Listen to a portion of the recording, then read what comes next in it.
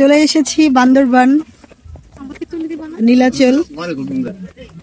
আর এতদিন শুধু হচ্ছে ভিডিও দেখছি, মানুষ গেছে সেগুলো ভিডিও বাসায় বসে বসে দেখছি আর হচ্ছে আফসোস করছি।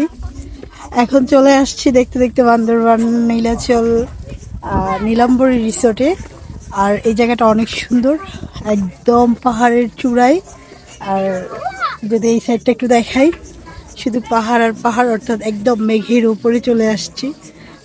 গরমের দিন হয়তো বা তো মেঘ আমরা পাচ্ছি না, কিন্তু তারপরেও কিন্তু কম না। হ্যাঁ, অসাধারণ একটা লুক। মানে পৃথিবীকে জানতে হলে মনে হয় আপনাকে পাহাড়ে আসতে হবে, সমুদ্রে আসতে হবে।